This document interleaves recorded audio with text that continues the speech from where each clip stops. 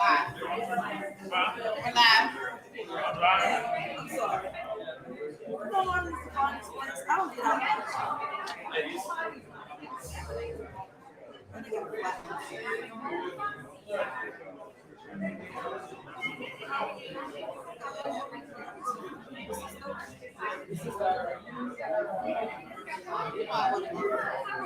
What?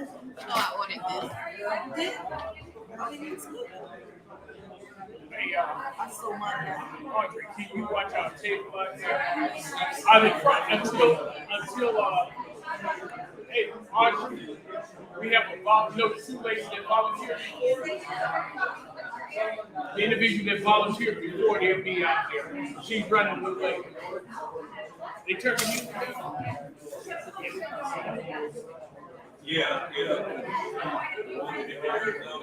May I have everyone's attention, please?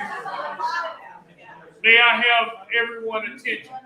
We're going to go ahead and be mindful of your time and go ahead and get started. And there's still be people drifting in and out, but I want to go ahead and get started. We do have an agenda, and the first thing we're going to do is have prayer. And so that's the way we always start our organizational meeting off with prayer. So if you can bow your head with me, please.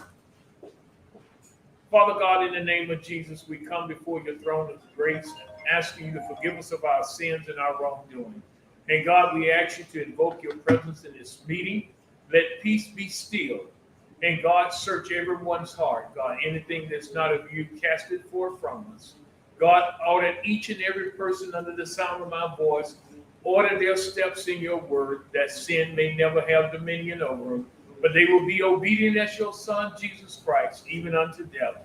And God, we thank you for this meeting. We thank you for the candidates that are here. God, continue to anoint them afresh for the work and the service that you have ordained before the foundation of this earth. God, we thank you. In Jesus' name, amen. Amen. The first order of business is to give a welcome from the Mayor of Norfolk, and that is from the Mayor Alexander. Thank you, Ron. Thank you.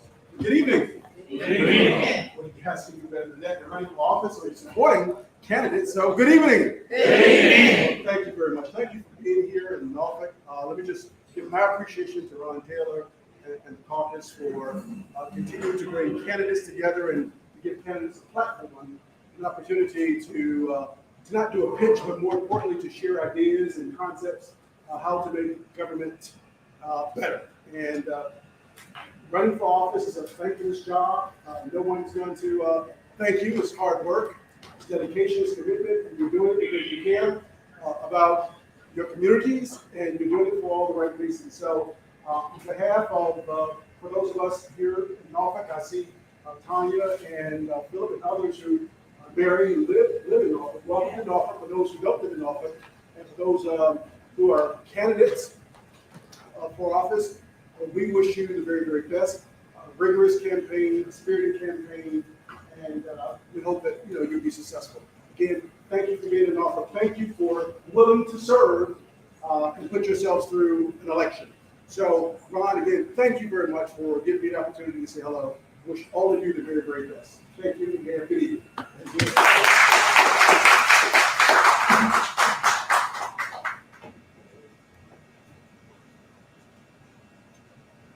The next order of business is just to cover the endorsement process of the Hampton Roads Black Caucus. We are nonpartisan. We are made up of Democrat, Independents, Tea Party, whoever, black, white, green, purple, all ethnicity. Regardless of what you hear out in social media or whatever someone telling you, you can ask us and we'll tell you. I'm the founder, so I can tell you what we are. And so if someone want to tell you something totally different, come talk to them. And if anyone that try to tell you something different, tell them produce the proof. Okay? The endorsement process will go like this. Some of you have already received your survey. If you haven't received your survey, please let me know. I think you have to have it in by tomorrow. But if you can't, let us know. And a lot of times the board of directors will give the independent consultant permission to extend it out in order to get enough participation, okay? Make sure we get our members an opportunity to read your response. In these platforms here is to allow our members, the citizens, to engage with you, to find out your platform, okay? The other thing is that if it's an independent consultant, we don't see the results until it is time. And our secretary and I would certify it, and at that point, we will make the announcement who the candidates are that our members have instructed us to endorse. And once we get that, you will get if you're one of the lucky ones or the blessed ones, then you will get a seal of endorsement. We'll run 2 ads in the Virginia Power. I know one of them is going to be right before, probably that Thursday before the election, but the election will be on Tuesday. That Thursday we'll run it, saying these are the candidates that the Hampton Roads Black Caucus has endorsed. And probably a week prior to that, we'll do it again. So that's how we'll do it. We'll also have different things out at the polls, telling people who we endorse, and you will get a seal of endorsement. So every member gets 1 vote, including myself, all the way down to the members. Only get 1 vote, and it locks you out. Okay? Yes. I just throw something in there. All the votes go to an independent third party. There's no way for the Black Caucus to influence that. The votes go to an independent third party. They're calculated, and then the board is informed of what the membership has said. It's not that the board makes a decision. The membership makes a decision, and then the board just okay. Yeah. Sorry. And normally our independent consultant is here, but she is not here. She is out of town because her mother took critically ill, and so that's why she's not here, and I'm just going over. Tonight, if you're not a member, anyone can join the caucus. It's about our pillars that we stand for. Our mission of our pillars is to support the African American community in education, economic development, safer community, and more representation in the political process. That's what this organization stands on. That's what it looks for its candidate to tell us how are you going to support the African American community in those 4 areas. Okay? And we have been in conception we have celebrated our 10th year anniversary just this past May. We've been in conception regardless of what you have heard and what you have people out here saying about us. And so we don't worry about it. We don't worry about what people say. They talk about Jesus Christ and he's still alive. Amen. Mm-hmm. But one of the things, before we go further, I want to just remind people that if you are endorsed and if you put something false out on your opponent, and our members have told us to pull your endorsement, they gave us permission to pull your endorsement and put it out on social media. Why we pull your endorsement? Because you couldn't produce the proof of the allegation against your opponent. Okay? Everyone understand that? And one of the things I want to say to each and every candidate here, the politicians are people who are trying to get into the arena of politics, and any one of them trying to get into the politics through lies and deceit. I call them robbers and thieves because they come to rob us of our gold, and our gold is our vote. Coming in on deceptive tactics and lies and deceit, I don't stand for it. I line up vertically before I line up horizontally. I want everyone to remember that. And the other thing is that they come in like thieves and robbers, and they have no concern for the community, for the voters, and for our cities, our municipality. Anyone come in on lies and deceit, they don't have the best interests of the voters. If they come in on, because what they're looking for is selfishness and party affiliation cowing to their party.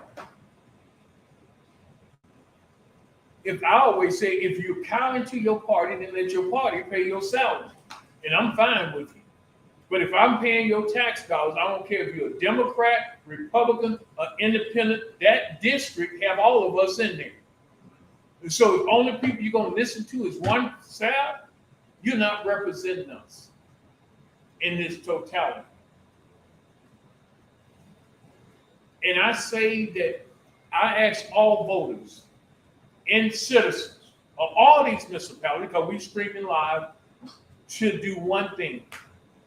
Vote wisely, do your research wisely, do your investigation wisely of each candidate, and see if that candidate line up with your principle and your cause. Don't let them deceive you and cultivate you with lies and deceit, because they come in like thieves and robbers. They're not trying to come in through the gate of truth.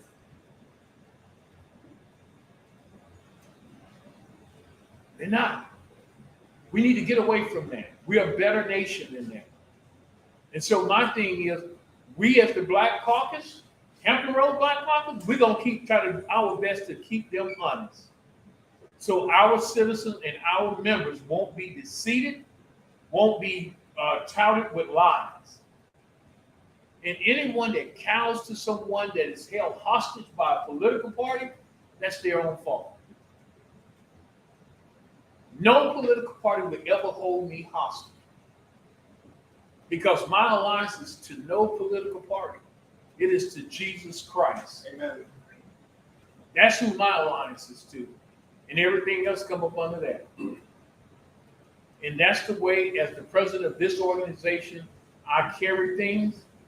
And we have, on our board of directors, we have Republicans, we have Democrat, we have Tea Party. But one thing we tell them, leave your partisan politics at the door and do what's best for our members and for those that we are serving. You forgot you have nonpartisan at all. No Say again? party. You forgot you have no Yeah. party at all. Yeah, Person. nonpartisan person. We got one nonpartisan, but I'm an independent. So that's who I am. I stay lined up this way. That's who I am. And that's who you get. So I thank you for being here tonight. We're going to move on. The next thing is I want to go over is the Breakfast of Champions. We'll be honoring, that's your last pitch for our members and for to meet our members and different citizens from the municipality that you're trying to interview to become an elected official. That will be held at the Hilton Garden Inn out in Suffolk, September the 10th from 8:30 to 11:30. You can go online, purchase your tickets, tables, or sponsorship. And after that, we will roll out the endorsement. After that presentation, because our members wanted to engage with you one more time. Yes. Technically, that's not Hampton, September 15th. Say again? Hampton, our members meeting in Hampton, September 15th. Yes, we're going to do one in Hampton, a Caucus connection in Hampton also. And then that's the last time. And then we'll do the Breakfast of Champions. No, Breakfast of Champions is first. Then Hampton member meeting. And then roll out your Keep it straight, keep it straight. Keep it straight. Yep. Okay, any questions over that? The Breakfast of Champions, then Hampton. Okay? The next thing is our podcast. We got a podcast called Let's Talk. It's free. We advertise it, and you come on and talk about your platform. And you can get in touch with Miss Nina Francis here. She is the facilitator. Either you can do it in the studio, or you can do it from your office up home. Okay? You just have to sign up. We advertise it, and then go from there. The next thing, Hampton Road is proud to go around to each municipality, trying to create a safer community and a better community and a thriving community. One of the things we're doing is trying to get some guns off the street, illegal guns, or we're not trying to get anybody Second Amendment. Grandma may have a shotgun that her husband left. instead of having someone breaking in and stealing it and putting it on the street, we want to give them cash or gift cards to get it taken away. You see what I'm saying? It's no Second Amendment stuff, none of that. The other thing is we also have a newsletter come out quarterly to our members to let them know what is going on in the community and what we are doing as the Hampton Roads Black Caucus. Any questions or anything for me at this time? Okay, what we will do now, the next thing on the list is to start the candidate speaking and taking questions. Yes. Huh? Oh yeah, you're welcome to the food over there. You're welcome to get you something to eat. And while you getting something to eat and sit down, we will grab. I'm gonna grab. Oh, hold on. She said 5 minutes. Okay. Give her 5 minutes, and then she will do it. I'm gonna go get the list of people and go down the list and see who's first. We just go right down the list. You get 2 to 3 minutes. She's the clock operator. 3 minutes. Okay. 3 minutes. And we can, and if someone that's sitting in the audience may ask you a question, so be prepared for that too. Some citizens may ask you a question.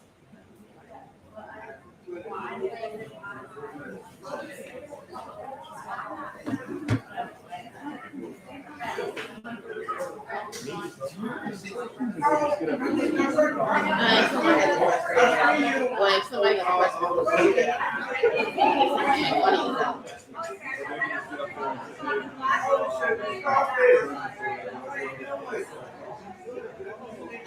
What's the name on the list? Yeah, 3 minutes. 3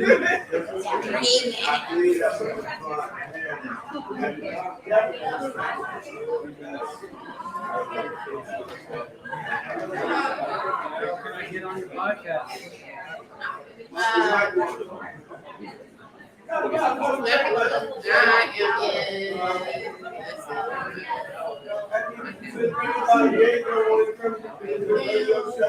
do you think is a good idea? Should I bring home at the same time?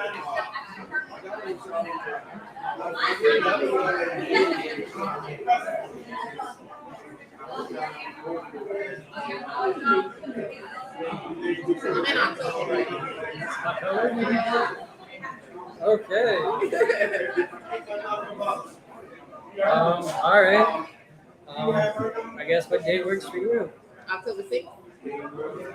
Okay. Okay. What's my name? What do you think you want? Yeah, okay. Did you see for a while? I'm trying to get you on this question. Chlorine, like pouring water.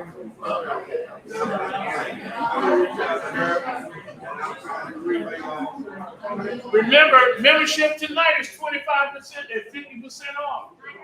It's $15 a year, but you can join tonight for $25. And we also do business membership. We'll give you 50% off for Virginia membership. And if we advertise it during our podcast live, you get an announcement in our newsletter about your business and all of that. And businesses, how much? Huh? Businesses can sign up Yeah. for $50, right? It's $100. Oh, it's 100. You don't Yeah, get 50 no tonight. discount. 50 tonight. No discount today. You ready? Okay, if you want to go get some food, it is ready. I want to go get some food.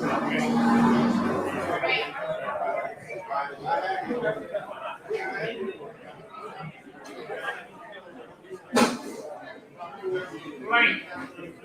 Right. Yeah,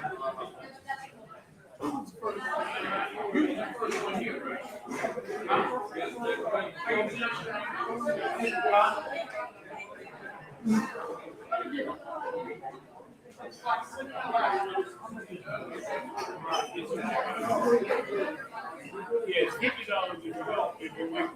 That's you right there? Oh, you okay? This person. Okay, who's here? I didn't do that. This gentleman here, right? I did. And also, if you join tonight, you get all kinds of little goodies. Well, what do we give the money to? Huh? What do we give the money to? Oh, you can give it to me, and you got to fill out a membership thing. Okay. You have money with you now? You made it.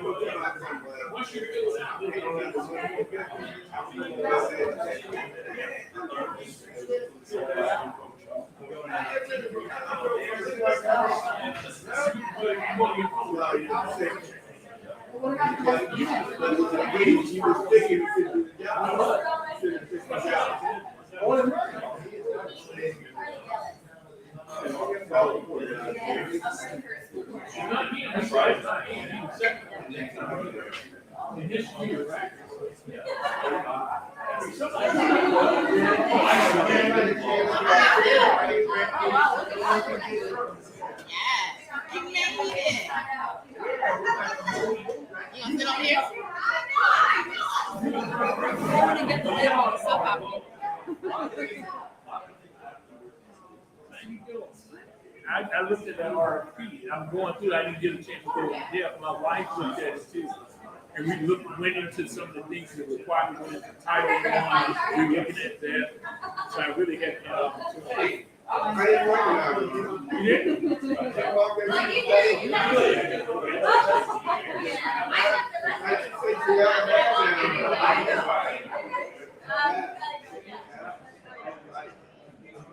yeah.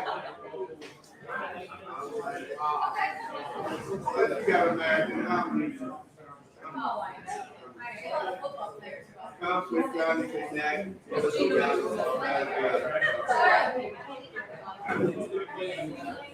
So you can't even. Probably not. I mean, I might, but you never know.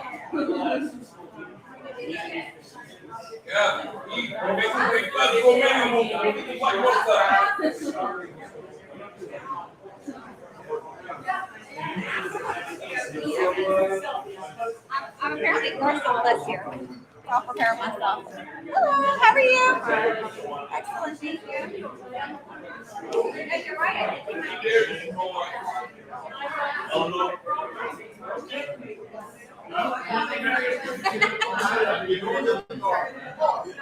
Looking for you. You mentioned something about me. So how would I, since Mike has never actually done it, it's always me. And I think what it is he has to go to Richmond for that, the chairperson for the committee for, are we not?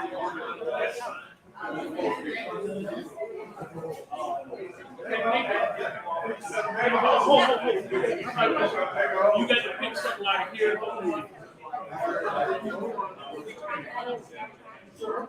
You can just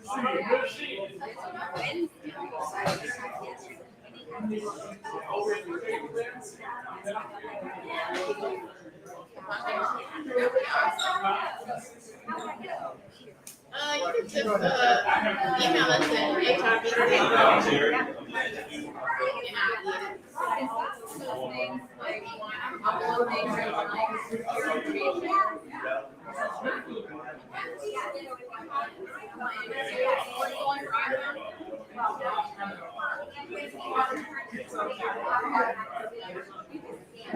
Oh, okay, so it doesn't have a thing, it has it scanning. So for,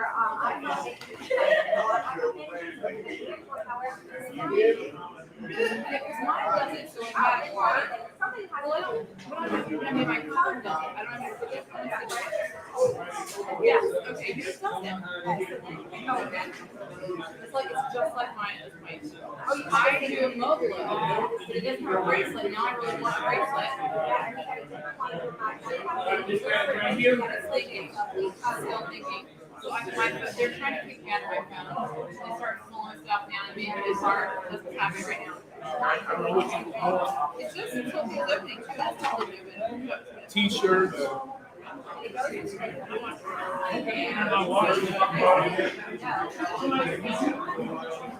do it. Separated like it's not. Okay, you got So weird. I'm really sorry about it. It does it, right? But that's not going. And then you have to do like whatever you have to do. When I need my glasses. Oh yeah, there it is. Yeah. Okay. Then let me just like line up everything. Okay, so I'm in Buffalo. You get T-shirts, water bottles, right? Yeah. Which one do you want? That or glass? You want that? I use my glass in the office.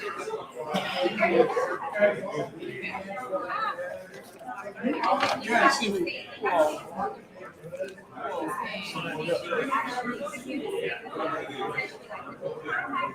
Yeah.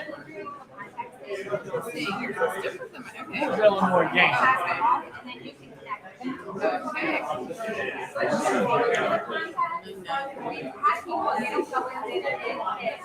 Who is John? John. Now it wants me to download it separately. John. Yes. So it had like an add a bit of an extra. Okay, interesting. That's the thing for the cans and stuff. We're trying to start. Yeah. If you need me to jump up like you're jumping up. Okay. So mine, like, You ready? All right. Okay. Now I have your attention. We get ready to get started. The first batter up. You come, Miss Blank. Yes. Come on up. Thank you, sir. Make sure you speak loud enough. There you go. Well, thank you. I appreciate you having me, and somehow I'm first tonight. I want to introduce myself to you guys, those I haven't met yet this evening. My name is Blaine, and I'm representing my husband, Mike Lamonia, who is part of an amazing team actually for Chesapeake School Board. Regrettably, Mike could not be here tonight, and I have notes from him, so I'm basically sharing his thoughts and words with you this evening. So thank you for having me. He's away with work today, but I appreciate your graciousness.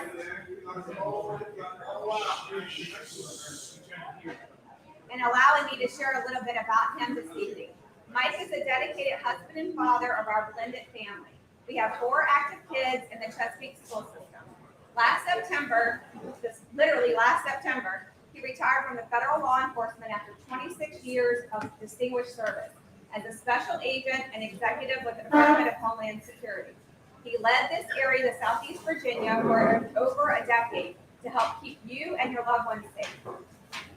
Mike did not retire for very long. 4 days later, he started his current position in the private sector, where he served as the director of a global computer networking company, working again back with our federal agency for their network infrastructures.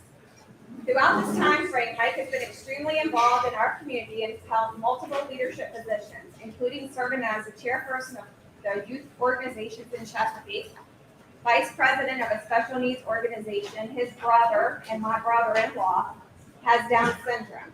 He's the president of the the Great Bridge Rotary Club and a longtime soccer coach. Currently, Mike serves on the Samaritan House Board of Directors and Board of Governors, and in June, he was honored to be appointed by Governor Youngkin to serve as the chairperson of the Virginians. It's a long title, so I want to make sure I get it right. Chairperson of Virginians Human Trafficking Commission, and many of you do know Tanya Gould, who works within Attorney General's office, so he works hand in hand with her. So people have asked, then why this leadership and so forth, and also with the law enforcement, why school board? Aside from having 4 kids in the school system, Mike has defined himself as a public servant, both personally and professionally, and spent the majority of his life on the front lines against evil, serving to protect our youth and others most vulnerable from violence and exploitation, and lifting up those in need of assistance. Mike has never witnessed a time in his life in which a greater need for strong experience and thoughtful leadership to ensure the success futures of our children and nation. He truly feels that we're in a societal battle battle of mind and spirit. He also says that a divided America is a weak America, and our vulnerable kids are definitely caught in the crossfires. We need leadership that can bridge the gap, build coalitions, and bring unity while preserving American values. And with Mike and those will always conserve our communities. I encourage you to visit Mike's website at MikeLamonia.com, and I encourage you to contact him with any questions. Although, because he's not here tonight, I will ask that you give him the questions, so please contact him. And we graciously appreciate your time tonight, and we would love to have your support and vote in November. Thank you. Thank you. Sorry, I Thank you.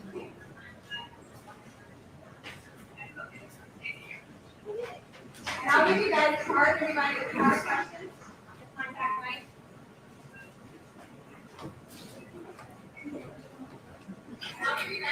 The next member, next candidate is John Smith.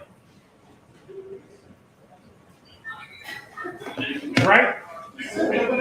Huh? My handwriting is pretty good. Oh, I don't have my glasses on. Oh, I got it now. John? So I'm going to kind of be brief because we have a lot of folks here that need to speak to. And my name is John Sidney, and I came here to the Norfolk area in 1979, courtesy of the United States Navy. My 3 kids went through Northview Elementary, Northview Middle School, Northview High School. They all graduated from ODU as well. I retired from the Navy in 1994 as a chief quartermaster. If y'all know a little company down the street called Merce Lines, spent a little time with them for 10 years. After that, my fund meter was dead. I decided, well, it'd be best that I quit sailing and help start a school called Mid-Atlantic Maritime Academy. After that, went to go build another school down in Texas called San Jacinto Maritime at the college there. And doing so, after all that was over, I fulfilled my contract. Eventually, I made my way back up here to Norfolk and been spending here ever since. I'm retired. Now, what kind of motivated me to get involved was this. I'm a grandfather. I have a couple of my grandkids right now in the Norfolk public school system. And I want to be involved. I had my own concepts and ideals how I wanted to begin. What I thought would be issues. But you know what, folks? I had to do it the old-fashioned way. Going door to door, knocking on doors to get my signatures. And I don't know if any of y'all could understand that or relate to any of that. But basically, I got to meet a lot of people. And that's a lot of parents and grandparents I came across. When I went out with one concept or idea, I walked away with totally new information, totally new thinking. Many moms, dads, and grandparents were very concerned about the actions that take place in school. Now, I think the school board just recently approved the budget where they actually have a raise for the teacher. But right now, what about safety in the school? That was one of the concerns many of these parents and grandparents kept hitting me with. And, you know, when y'all talk about being here with the Black Caucus, let me tell you a little something. I had more of a positive response, more openness and willingness to talk from Black people. They wanted to say, hey, we have these concerns. We want somebody to look at this. And I have questions. I want to be able to support them. So what is going on? I had 3 high school teachers tell me there's kids roaming the halls between classes that these teachers have to lock their door during class. Why? One high school who has a metal detector is put off into a corner. What?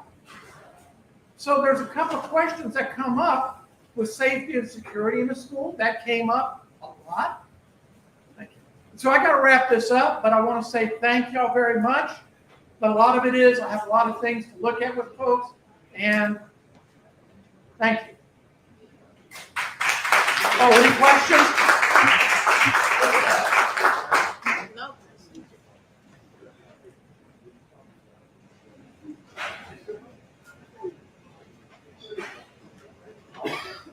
Next individual up is Cheryl Montgomery. Running for city council, right? Yes, sir. For Norfolk. Thank you. I'm Ronald Montgomery. I'm a candidate for Ward 5 in Norfolk. That's Ocean View. I've been a resident of Norfolk for over 40 years. I served the city for 27 years, retired as assistant city manager. But during that time of service for the city, I also served as the interim city manager, the Department of City Planning, Co-Administration, Parks and Rec Department, the libraries, scope, and civic facilities. So I've been around City Hall a little while. I've worked with our council members in Norfolk for my entire tenure of 27 years with the city. After that, I was hired as the CEO of the Housing Authority for Norfolk. I worked there for 11 years, retired in 2015. And since that time, I've been involved in the community. I'm on the Fest Events Board. I'm on the Downtown Norfolk Council. I'm with Greater Norfolk Corporation, still serving the citizens of Norfolk.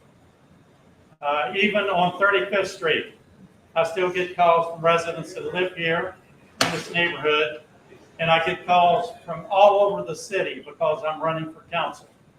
I'm really looking for the support of everyone in this election. I do have a website called MontgomeryForNorfolk.com. You can go on there and see my resume and all the adventures I've been on in my lifetime. I have 3 adult children and a wife, and we live in Ocean View in Ward 5. She's a retired faculty member of Virginia Wesleyan University. And again, I'm a 2-time retired guy. But also, I'm an old Vietnam veteran. I went to Vietnam as a young man, came out on the GI Bill, went to college, got my undergraduate and master's degree, and have been serving the public of these United States my entire life, and I love it. And I want to continue to serve the city of Norfolk as I have for well over 40 years. Thank you very much. So here y'all are tearing down Tidewater Garden. How will you ensure that the people that have been displaced, once they finish building the new stuff, will get back into those places? Okay, that's a Norfolk. good question. It was also one of my questions that I'm answering online. I have answered it. I turned it in today, my survey. One of the things that have been missing in Norfolk for at least 20 years is what I call affordable housing or workforce housing. Those federal dollars are diminishing immediately. Community development funds, home funds, all these block grants, which have historically, since 1970, built workforce housing in this city, is going down.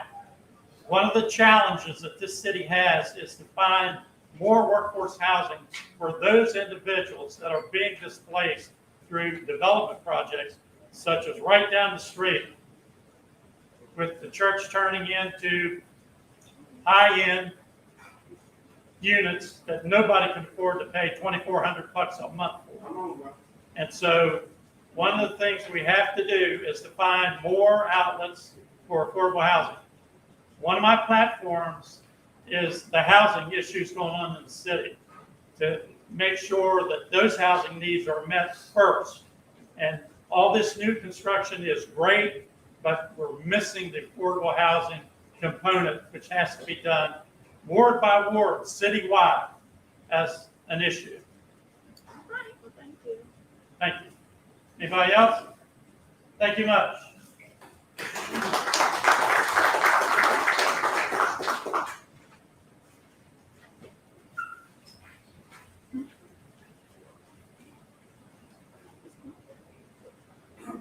Kathy? Ooh. Carlo. Carlo. Yeah, I forgot my glasses again. They right there. Okay. You still look cool with glasses. You can put them under it. All right. There you go. It's yours. All right, everyone, my name is Gallis. I am running for Norfolk's first ward school board seat. A little bit about myself, I grew up in Chesapeake. I've lived in Norfolk since I went to ODU, fell in love with the city, and decided never to leave. Since then, I've worked various jobs. I worked at a cargo shipping company for a year. That was terrible, don't do that. Then I worked at TCC, so I got an understanding of higher education and administrative sense of education. I worked there for 5 years. I found myself being pulled to the classroom. I wanted to work with kids. I found myself looking for excuses to talk to children as much as I could be involved in their educational path. So from there, I worked to get my master's, where I got hired at IC Norfolk High School. The plan was to work there for a year, get my teaching license, and dip out. I fell in love with my students. I will not leave, could not leave them. They mean the world to me. And over the past couple of years, the way that education has been going, I fear for my students. So I decided to throw my hat in the ring. I also have 2 little boys, they're 3 and 5. So one just enrolled into Granby Elementary to start kindergarten. He was in the pre-K program there.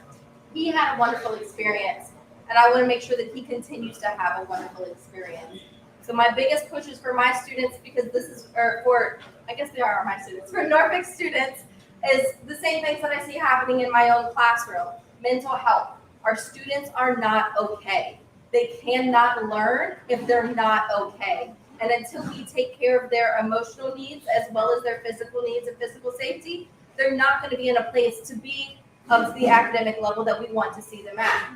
Secondly is early intervention. As a teacher, I have seen 9th, 10th graders who come to my classroom and cannot read.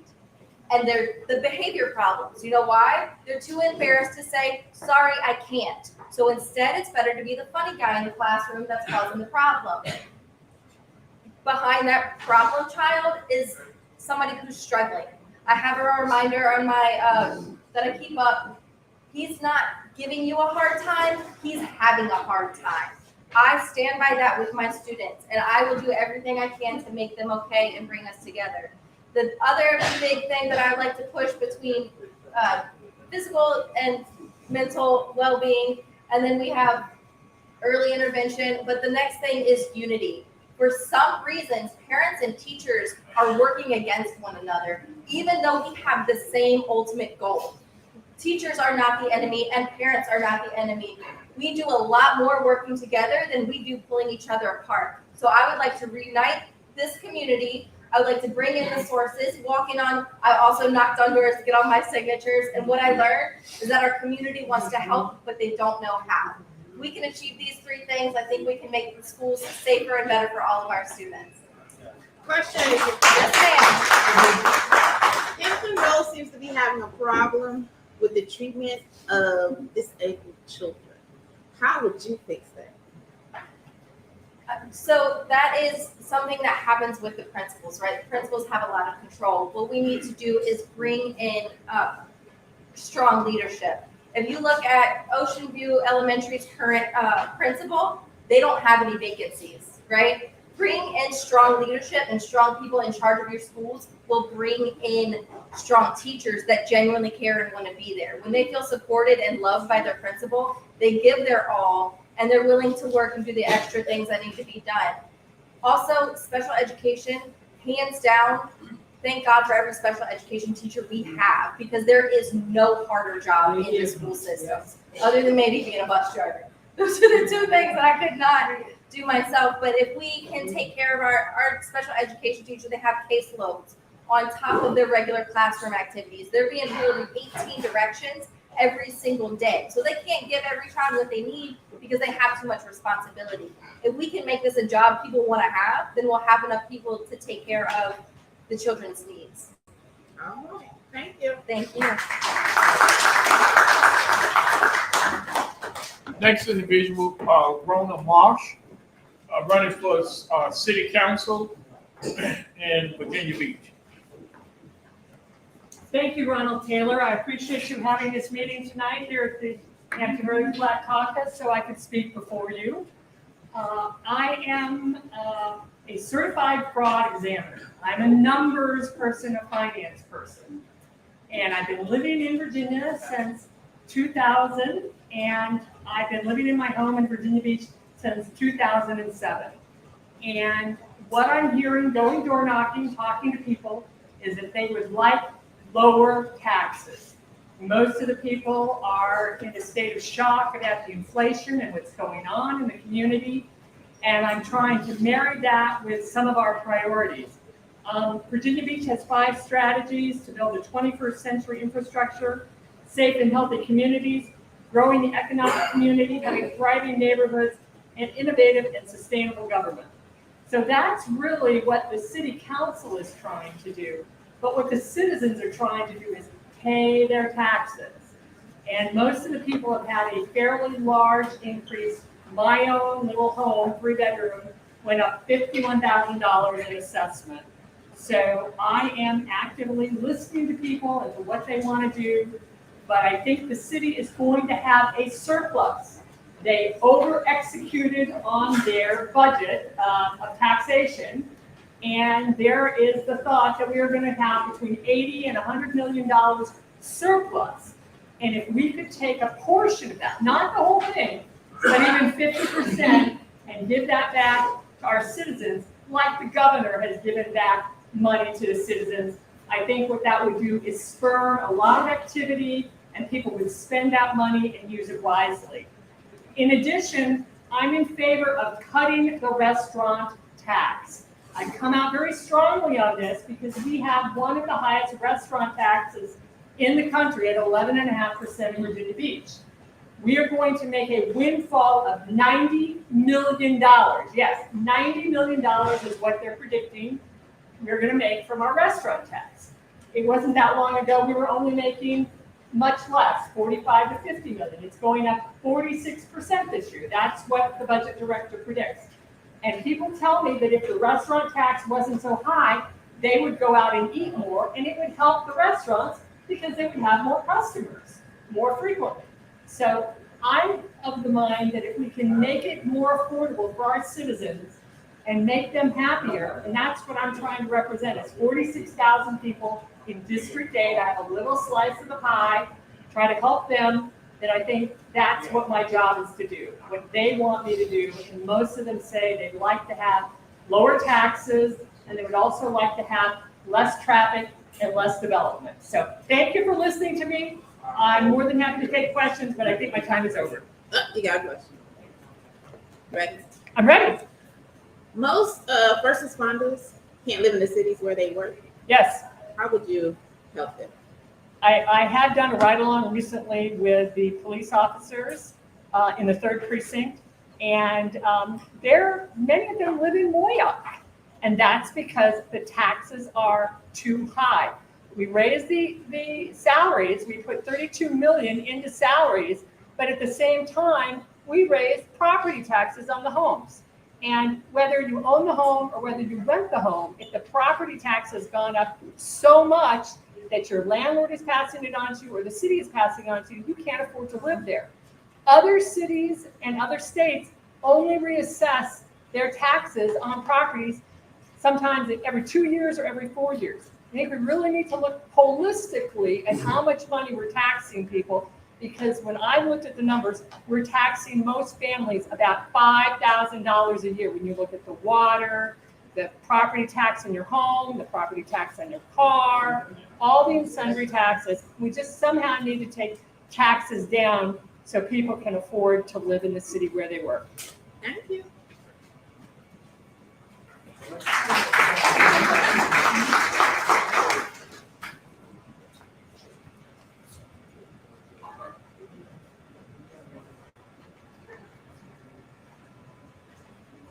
Mary?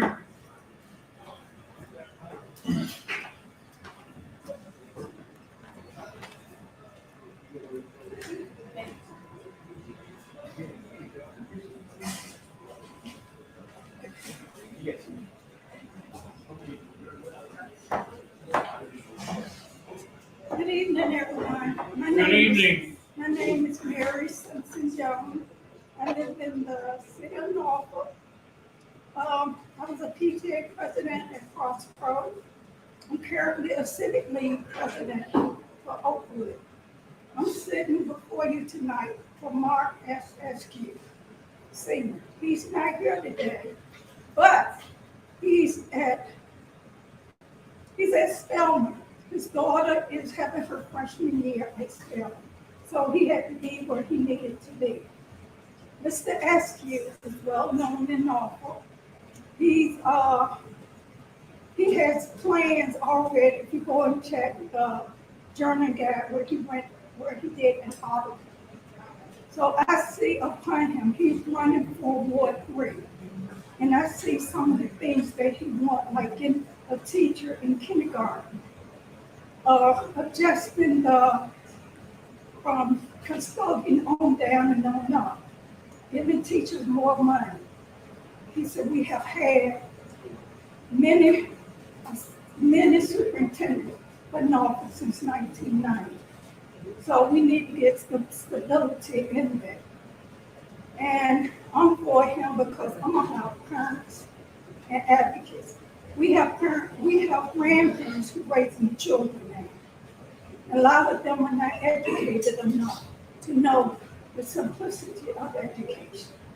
And it's hard when you're trying to do things and the school system knocks you down. But it's best to be persistent. The reason I say this, I have 2 boys who graduated from Brandon. One of them graduated in the IB program, and he was cum laude from Brandon. He was at Virginia Western, and he was cum laude from that. But then I have another son.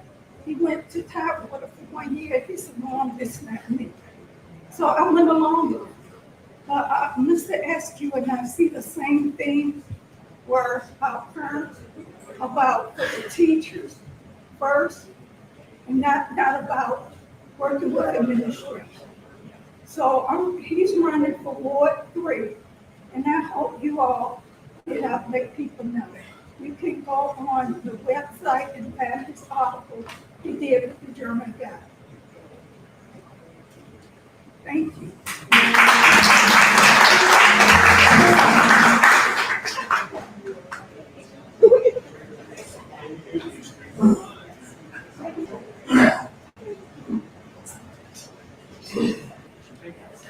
I got it up there. The next person we're gonna call up is the city treasurer, Ms. Dawn Hester. Thank you very much. Hello, everyone. Hello. Those of you who do not know me, I'm Dawn Hester, the treasurer of the city of Norfolk. Thank you for the invitation, and I collect the taxes. We know. And that's why I'm here. I don't know what else I need to say, because I'm not on the ballot for anything, and I don't want to hold up anybody's time. People who need to get the message out need to get the message out. But hi, everybody. Thank you. Good to see you all.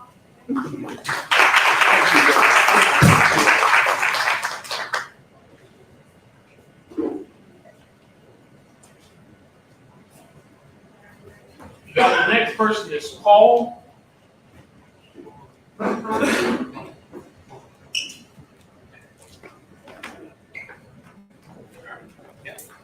So thank you. My name is Matthias Paul Telcam. I'm running for City Council in District 2. My background is for the last 10 years, I've been a single father raising 3 kids. I got them in 3 different schools. I've got a 20-year IT career. I'm also the PTA president over at Tallwood High School, and I've served in other PTA groups over at Kinsville. I'm also part of the board of my own HOA. And so with all of that different experience, having business in Virginia Beach, I know how hard it is for small businesses. I also know that we have a lot of flooding issues, and we have a lot of issues around capital improvement projects never getting actually completed. Examples, Indian River Road, Elbow Road, both are multi-year, at least over a decade on both, never being completed or worked on. So we need to start getting stuff like that done. We need to make it easier for our businesses to actually interact with the city. Currently, if you're a SWAM business, you have to register with the state, and then you have to go through an additional process through the procurement office in order to get listed as a SWAM business so that you can do business within the city. And I don't think that we need to make it that complicated. If you've already gone through the process, you should be able to get validated within the city. So, All right, question. yes. Recently, African Americans feel that it is unsafe for them to be in Virginia Beach. How would you overcome that? So one of the issues that we have is with our police department not having enough staff, not having enough officers out there in the field. And a lot of that comes down to our pay that we are giving to those officers. Also comes back to how much community interaction we have, where we have positive influence and positive feedback within these communities, and we start working with each individual area in order to see what it is that they need and how we can help them. All right, thank you. Thank you.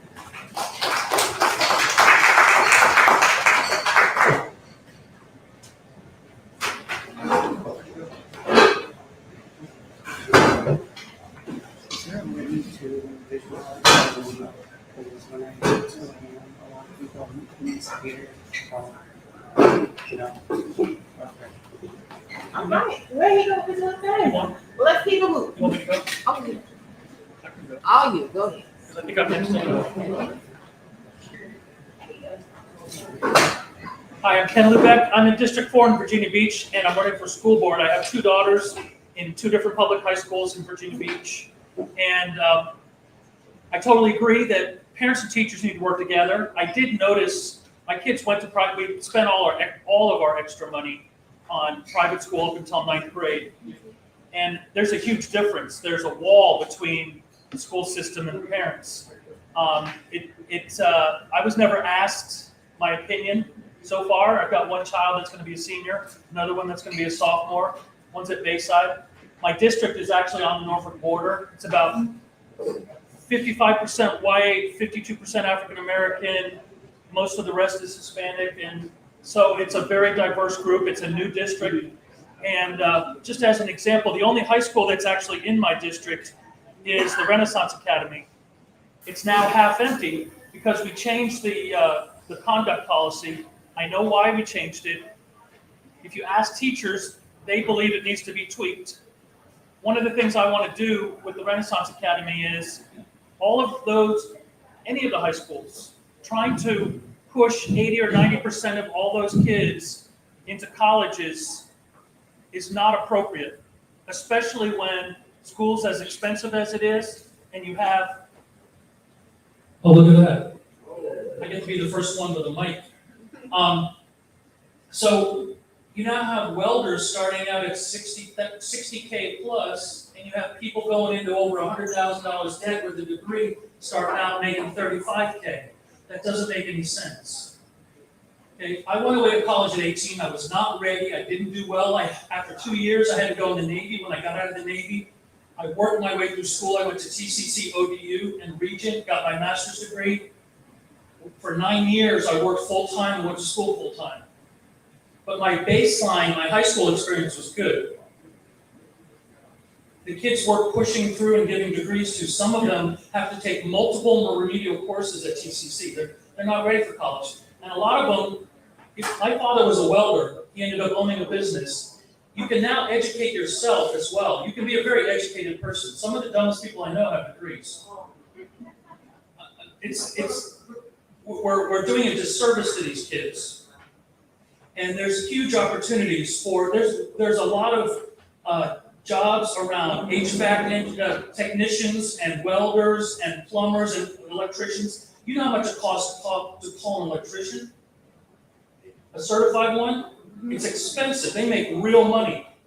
So we need to help those kids. Removing the VOTEC out of the school system was a huge mistake. That needs to be changed. I'd like to start with the Renaissance Academy because I want to prove to the city that those kids that you've now sent to the Renaissance Academy can be successful. We're not preparing them at Renaissance Academy for college for the most part anyway. So half the building is empty. And the other thing I want to do, I have a master's, I have 20 years as an IT person. The first thing I want to do is an anonymous survey to every teacher in every school in my district and find out. I've seen some surveys where it shows certain things are the problem, okay? Pay is like the third thing on the list. There's other things on the list. But once I get all that feedback, you just got to fix problems. That's the main thing I want to do. Thank you. Question. Yes, question. So, there is a disproportionate amount of African-American children who are not graduating from high school. What would you do about that? So there is extra money in the state budget right now that was just approved to help those kids. We've already lowered certain things thinking that was going to help those kids. There's still a disproportionate number of kids that need that assistance. There needs to be more. Right now in Virginia Beach, we spend about 65% of our budget goes to administration. It needs to be 60% or more going into the classroom. There needs to be more attention on those kids to help them. They may need a mentor. They may need more one-on-one. There's not enough effort to help those kids who are not graduating to get that. There shouldn't be any disparity. That's crazy. If you've got kids going through public school from K through 12, and you find out when they're in 10th or 11th grade that a disproportionate number of African American kids aren't going to make it, you have failed as a school system. And so just because the school board, they have their meetings and I hear them say, world-class education. Well, why do you think saying that is fixing anything? People are sick of words. They want to see stuff. What are the problems? What are the root causes? What are the things that are going to fix it? And you evaluate it constantly until you actually fix it. That's all I've done in my career is fix things. All my father did was build things. Just talking and signing things is not solving things. Thanks. Thank you. Next up is Mr. Linwood Branch from Virginia Beach. Thank you, Ron. My name is Linwood Branch. Is this working? Hello? There you go. My name is Linwood Branch, and I currently serve on the Virginia Beach City Council in District. I currently serve on the Virginia Beach City Council in District 6, and I am running for election in that seat in November 8th. I probably have one of the more unique political biographies because I previously served on city council from 1992 to 2002. Then I had 2 children, so I took 20 years off. But in that time, I served on a lot of boards, commissions. So I got to learn the fabric of our city, how it operates. And so when Jim Wood stepped down from council last year, I applied and was selected in October of last year to serve in this seat. And so I bring a lot of public knowledge to the job, private sector knowledge. I've been president of different companies from construction to restaurant to retail, hotel business. So I know the private sector, the public sector, and philanthropic organizations as well. So I try to bring all that experience to the city council. When I got in after 20 years, it's like if you went to someone's home you hadn't been to in 20 years. Well, they don't notice the cracks in the ceiling and the dust in the corner, but I did. And I did a deep dive into the city. I met with department heads and people under department heads. I met with citizens. I met with boards and organizations to find out what was going on in our city. And I think I got a good handle on it. I signed up to be council liaison to a number of different organizations, the Resort Advisory Commission, the Open Space Committee, the Process Improvement Commission, the Advertising Advisory Commission, and the big one that we're working on now is the Atlantic Park project on the Dome site, which we're getting ready to bring home. I went to Civic League meetings, and some of these Civic Leagues hadn't met in a couple of years because of COVID, and they were just getting back, and they had projects that were halfway complete or three-quarters complete. So I've got little committees in all of these neighborhoods working on playgrounds and trails and crosswalks and traffic signals and things that are important to them. And so I just feel that the best way to govern is to work with the people and get the ideas and government from the ground up. And that's the best way, I think, you get the best product and the best support. So that's what I'm doing. And I've tried to make myself available to anybody with good ideas. I think the Hampton Black Caucus can attest to, when they come to me and they've got a great idea or need something, I'm the first one to raise my hand and say, how can I help? And that's what I'm here for, because you need a council member right now. We are so understaffed in our city that you got to have a council member involved if you want to get through that maze right now, because we're not there. I'm getting my signal. So my tagline is your advocate on city council, and I really mean it. Thank you. All right. There is a thought that y'all are going to an at-large system like the district. Where do you fall on that? So my biggest problem with all that's happened is the citizens of Virginia Beach have not had a chance to weigh in on an opinion. Traditionally, when we've made changes to our electoral system, be they change in our districts or moving from May to November, we ask the citizens via referendum what they want. The citizens at some point, I believe, need to weigh in on the system they want. So I would advocate for next November a referendum, and we'll just ask them the question, what would you like? And we'll do it in a way that's a fair question, but to me, that's their electoral system. It's not mine, it's not a judge's, it's not a special master in California. It is their system, and so we've got to get back to the citizens at some point and ask them what kind of system they want. I've been walking neighborhoods. We've got the greatest citizens in the world in our city, and they deserve the best government, and I want to listen to them, and that's what I've been doing for the past 2 months as I've walked neighborhoods. All right, thank you. Thank you very much.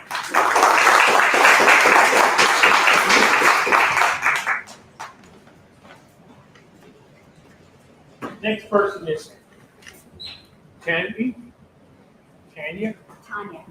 I'm sorry. Hi, everybody. Thank you to the Hampton Roads Black Caucus for having me here today. My name is Tanya Basine, and I am your current school board member. I've been on the school board since 2015, and I am running for re-election in November. A little bit about myself. I, unlike many of you, was not born and raised in Norfolk, but I chose to make Norfolk our home, our family's home, 16 years ago. I have 3 children that have matriculated through the Norfolk Public Schools. One who just graduated this past year and will next week, I wish next year, but next week I will be dropping off at college. And trust me, you will see great things coming from him to benefit the community and the world, and I just know it. So a little bit about what I've accomplished in the past 7 years that I've been on the school board. We've seen increased academic improvement. We've seen increased focus and attention on mental health. I personally championed our wellness policy that encompassed more than just what is required by law. It encompassed physical education, physical health, not only just for our students, but for our staff. Student mental health. We passed a suicide prevention and intervention policy that is probably one of the more comprehensive as compared to some other districts in our surrounding areas. And anti-bullying. We have done a whole lot by way of mental health and social and emotional learning in the past 7 years, and I'm really proud of our district for that effort. So to talk about what I'm going to do in the next 4 years. Continued focus on academic excellence, continued focus on market competitiveness in terms of teacher compensation, staff compensation, and increased focus on whole child education, which has been my platform and my background, by the way, in public health, which has been a tremendous asset in my leadership over the past 7 years. So an increased focus on whole child education. And by that is creating greater opportunities for our students, deeper learning opportunities, so that they will succeed not only academically, but as it relates to life in general. We want life-ready graduates, and that is something that I'm going to work hard to achieve in my time on the school board. So with that, I hope to have your support in November, and I'm happy to take any questions. All right, got a question. You got a question? So, in Norfolk, less prominent neighborhood schools seem to lack the maintenance, the programs, and everything else that the more prominent neighborhood schools have. What will you do to spread the wealth? That is a great question and near dear to my heart. So when we moved here, our real estate agent said, you don't want to live in Norfolk. They took us everywhere but Norfolk. And so I started my children at a school that people said was a good school, was a strong school. Had a great experience, but I knew that wasn't the case for every student. Okay, and that's what we're trying to achieve, having strong schools for every student. And what does that mean? It means making sure that resources are available for every student. That means making sure that every student has a high quality teacher standing in front of them. And I will tell you, and I'm here to tell you the truth, that is not happening right now. When we talk about academic achievement, and I talked about the overall improvement that we've seen, we know that there are discrepancies among our African American students, our Hispanic students, our students with disabilities, and our English language learners, and we have to be intentional about our focus on those subgroups. So that means putting resources where they're needed, meeting students where they are, and ensuring that they have a high-quality teacher standing in front of them to provide the education that they deserve. Okay, thank you.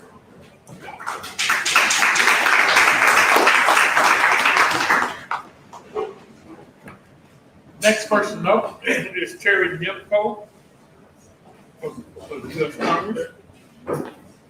Thank you, Mr. Taylor.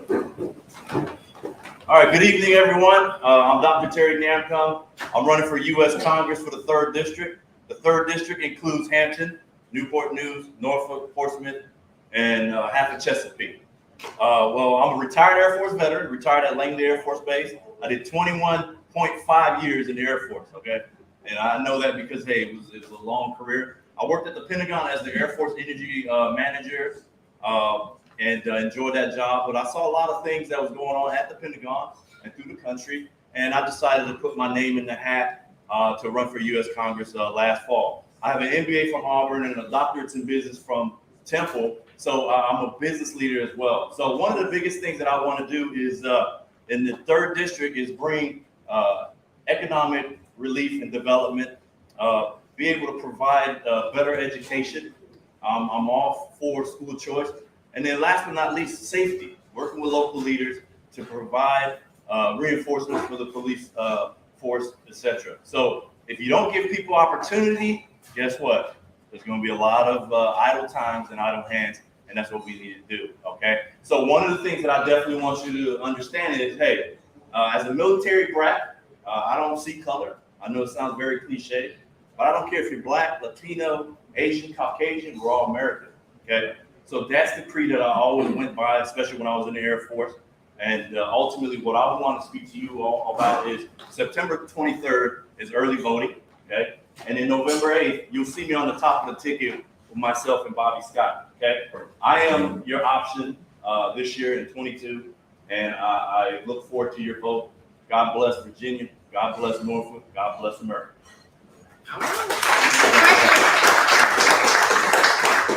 Question. Oh, okay. Real quick, yeah. As a Portsmouth citizen, you know we have a lot of high crime. Yeah. Can you expand a little bit more on how you can help us? Well, definitely. Thank you. Great question. So Monday we're having a forum in Portsmouth, I think at 6:30, and to discuss about what we could do to unite the district and also Portsmouth. So I'll be on the panel speaking with other members that are running for city council, school council, etc.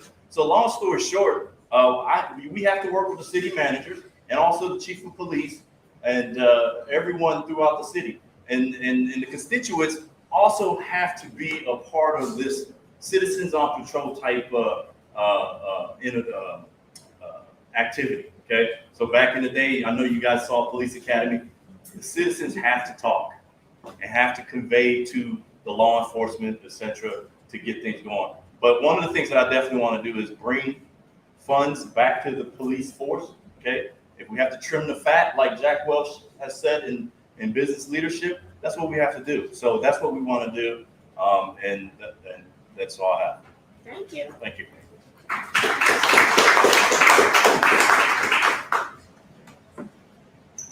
The next individual up is Nampier.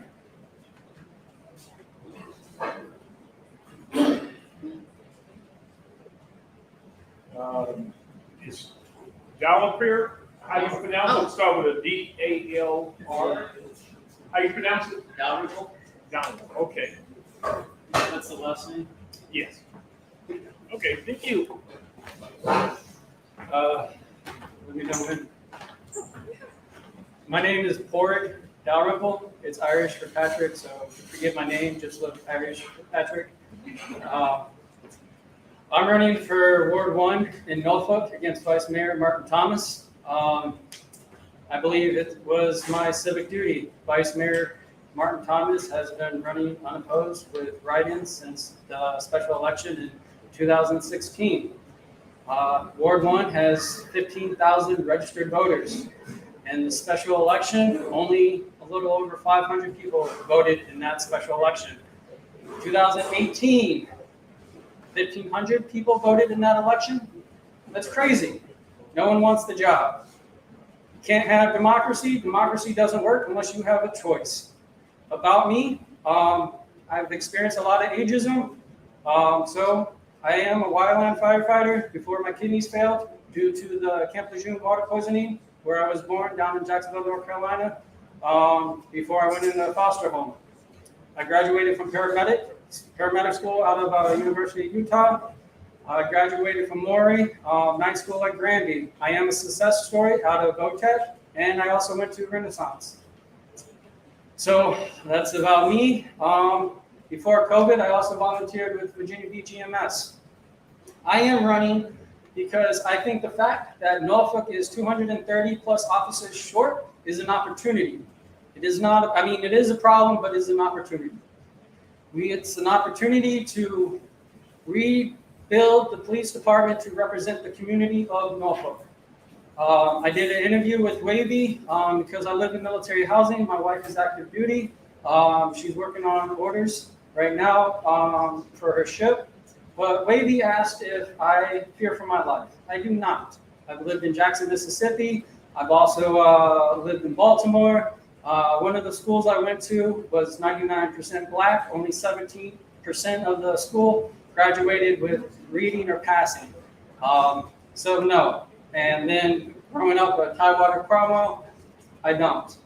So we need a community and a police department that represents where they police. The mayor did an interview where they're trying to hire out of New York City. I think that's an issue. We have talent here. We just don't have the love of the police. I'd rather lose and hold up my head up high. I am not here trying to pander and get everybody's vote. If we go back to 2018 and we break it down, I only need 700 votes, maybe 800, and I got the election in my back. So, yeah, I am unapologetic humanitarian. So, yeah, I'm not apologizing for that. In the Bible, there's a story about the widow's offering. She gave out of her, people gave out of their wealth, but she gave out of her poverty. She put in everything. I have suffered more than most people in here, and that's one of the reasons I am running. Any questions? Yes. Okay, so in Norfolk, Yes, ma'am. y'all have had a rise of crime. We have.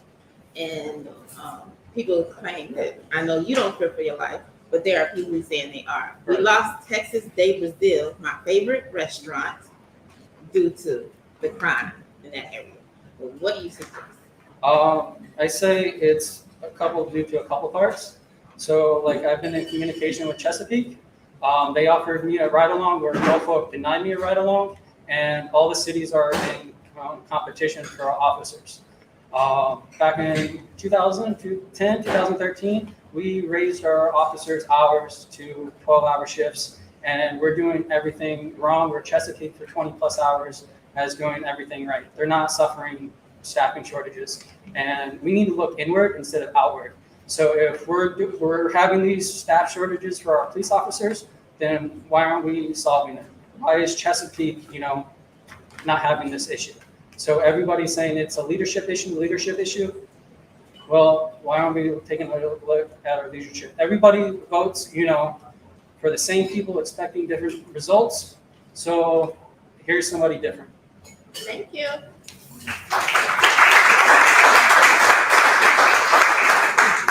Next person up is Ms.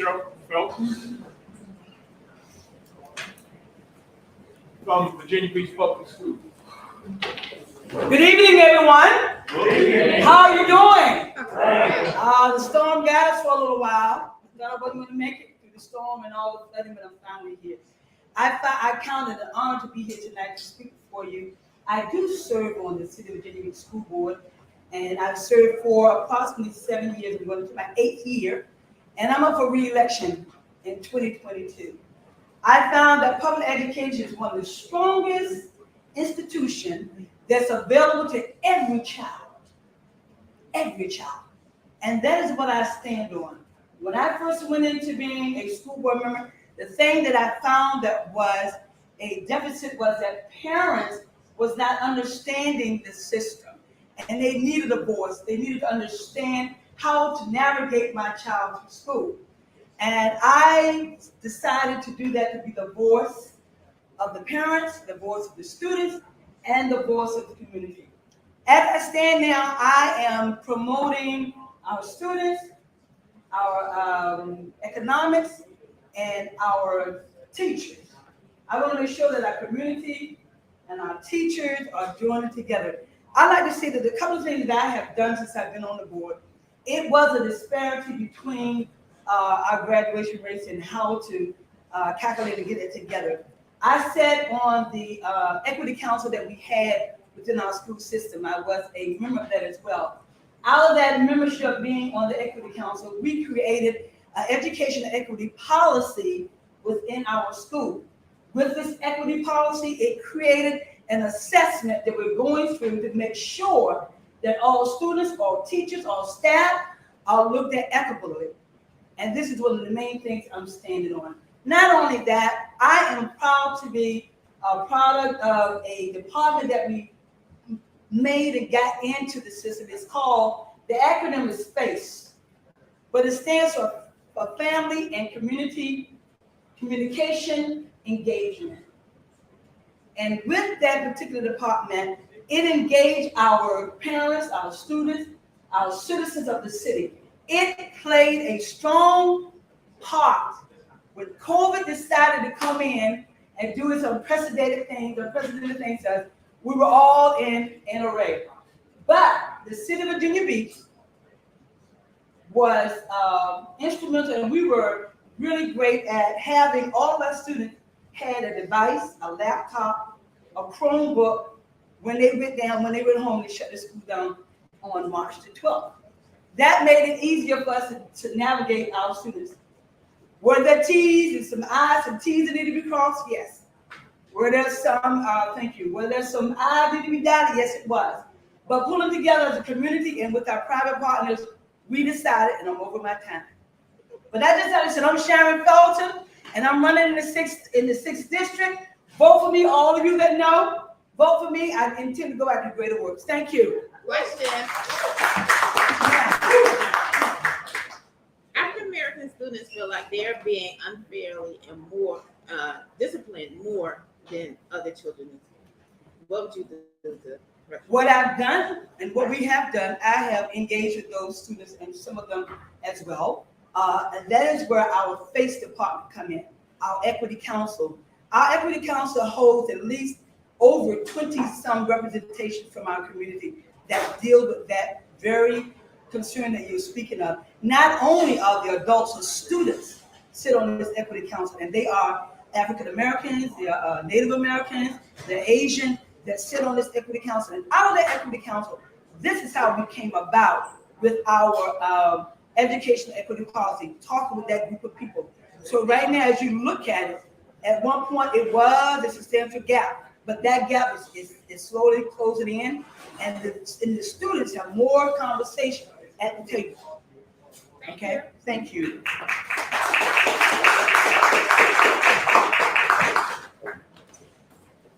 Ken Block. He already went. You already went? Oh. Did you ran away? Okay, I'm sorry. Annette Miller for City Council of Virginia Beach.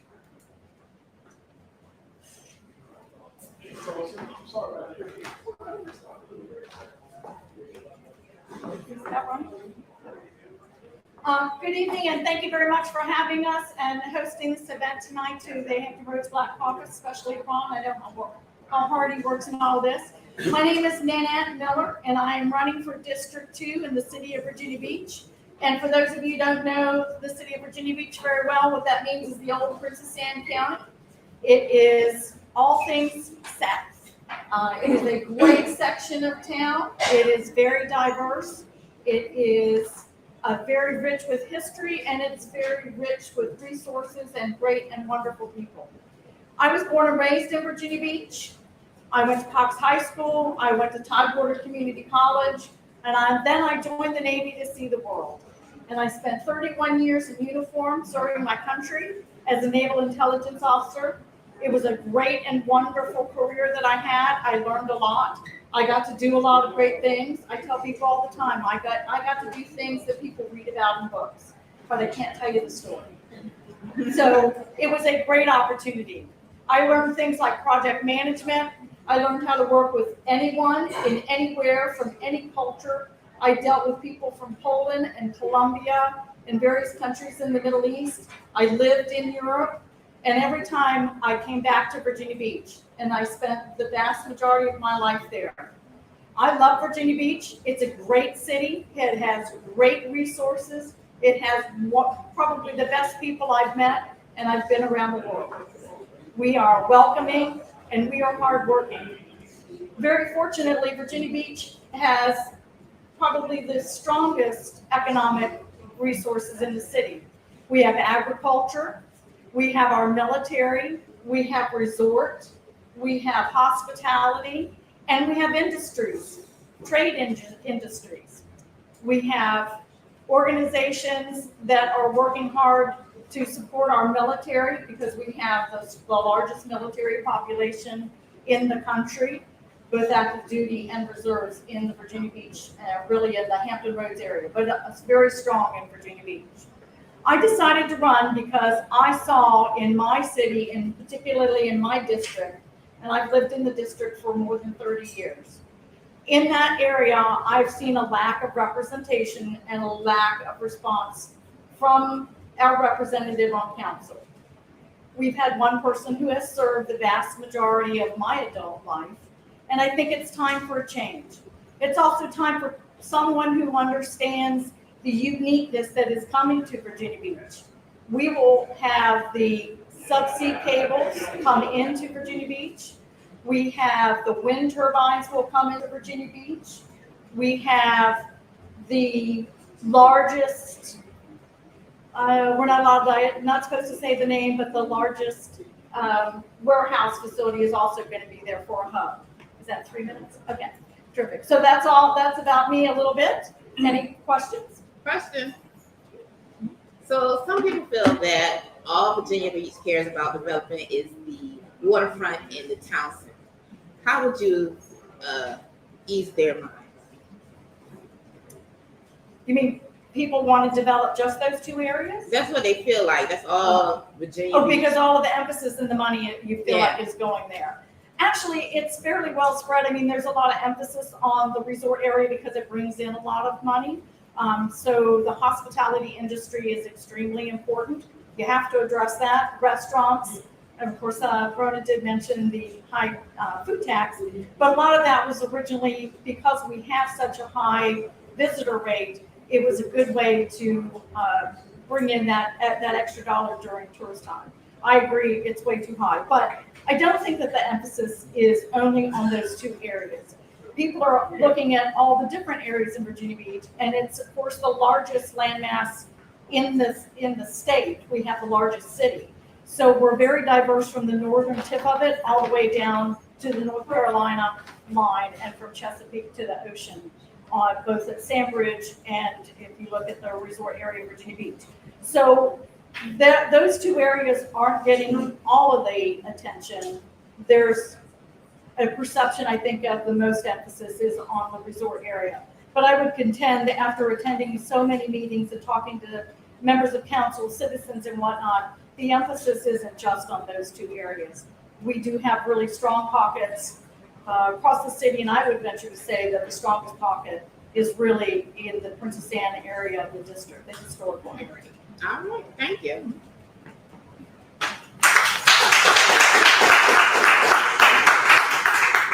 Next individual is up, Philip Hawkins.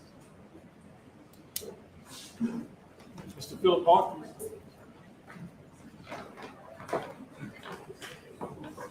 Good evening, everyone. My name is Philip Hawkins Jr., and I'm a proud candidate for the office of Norfolk City Council Ward 4 here in Norfolk. Thank you all. Thank you to the Hampton Roads Black Caucus, Mr. Taylor, and your members for having this platform for us to communicate with the citizens virtually so that they can understand where we are on the issues and priorities that matter to them.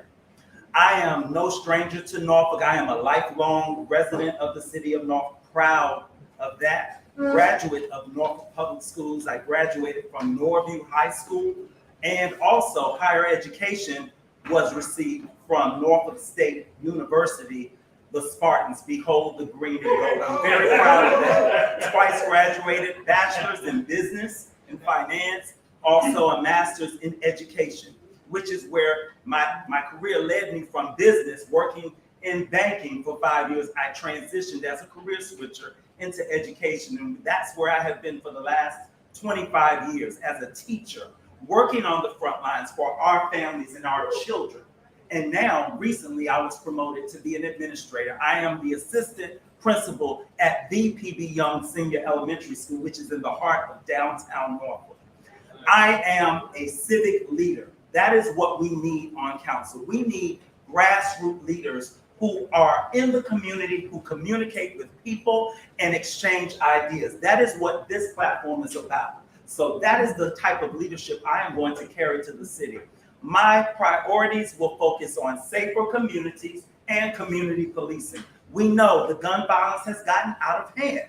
We are losing too many lives on our streets in the city of Norfolk. We don't feel safe in any neighborhood. Let's face it, it's coming everywhere. So I would like to see initiatives that we will help get these guns off of the streets and out of the hands of youth. Because many of these incidents, when we look at the nightly news, those are our children, young people who are lives are being cut out short. So we also need to focus on retention and recruitment for our police officers. We need to partner more with our police, bring back community policing to our communities and build and rebuild trust. That is what has been broken. We have seen so many incidents where we have to question the protocols of our police officers. And we want to make sure there is openness and transparency in that process so there is justice. Also, excellence, equity, and greater funding for Norfolk Public Schools. That is what I'm going to focus on as a council member, to make sure we bring better programming and better school facilities for our students and families. All right. And also, I would like to focus on affordable housing. I heard that mentioned by Mr. Montgomery, who worked for NRHA for many years as the leader of that organization. My school is in one of those communities and it is underserved. So we need to do better for that. I'm going to wrap up now, but I hope you will consider voting for me, Philip Hawkins, for Norfolk City Council Ward 4. Thank you. Question. So, yes, Norfolk is the leading within the Hampton roads for sexual assaults. What would you do to curb that? Sexual assaults? Yeah. Okay. We need to have more social programs that support the communities because we find that these incidents are happening right in our neighborhoods. And citizens know what's going on when they see trafficking. And that was something when I was knocking on doors like many of you were, those were some of the issues. We know there's traffic going in and out of certain homes in our communities. We need to be responsible citizens to report. And when we report, we should have the confidence to know that our representatives on the administration side as well as the government side will respond and clean those things up because they're happening right in our neighborhoods where we see prostitution happening with young people. We see the trafficking. So we can change it, but we have to own up to it and say, okay, this is a problem that's happening in our area. We have a child missing in Norfolk now, and she's over in Lafayette, Winona. I'm sure you've seen that. We need to get out and find that child. Just like in Hampton, I heard about, of course, Cody, yes. And we need to protect our children. Thank you. Thank you. You're welcome.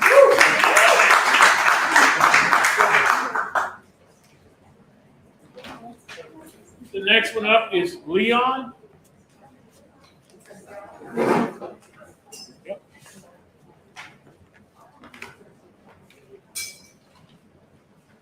Good evening. Good evening. I am Leon Rowelson. I am seeking Norfolk Public School Board, Ward 4.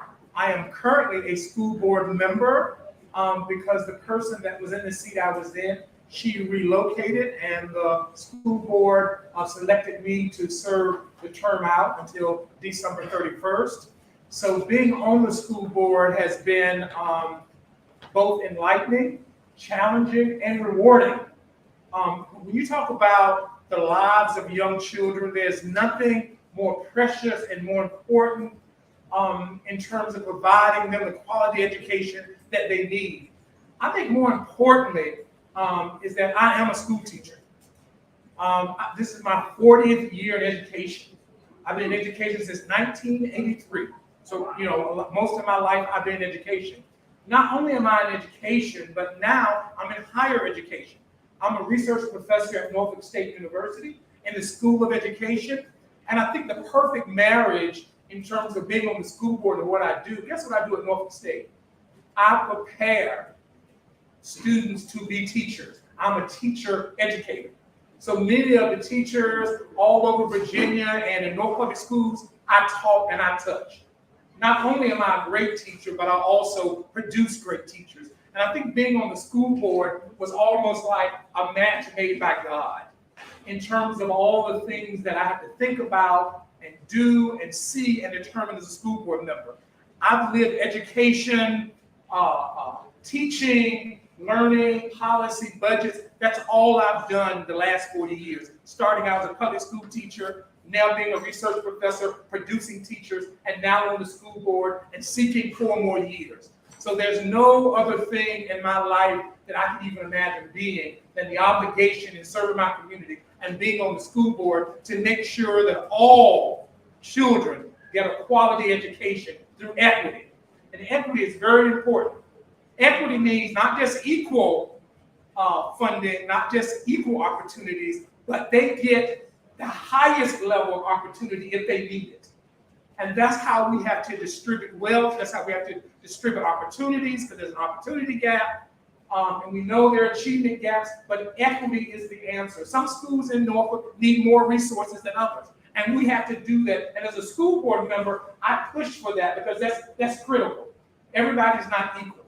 Some people need more footing. And as a school board member, I have the obligation and the authority to make sure that happens and that education becomes the light of Virginia, the light of this country. And in closing, education is our last best hope. For our children, we talk about all these different ills, about crime and all the things. Education is our last best hope. And being a school board member, I'm able to do that with this phone looking in my eyes.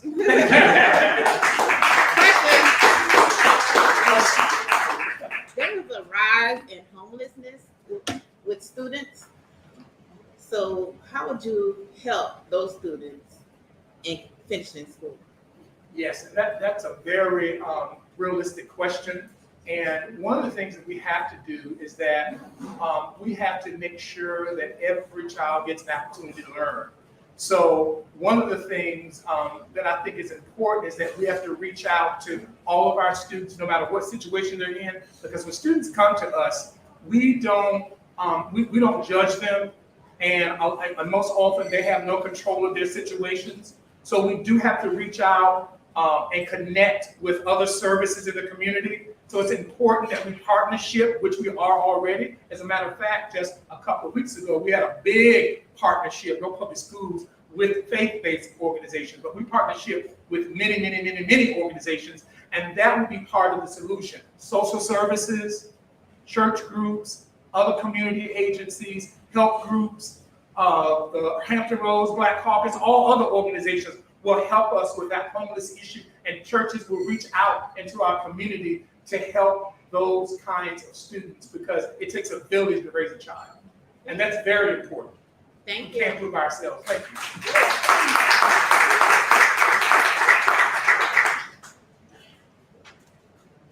Miss Gaynor?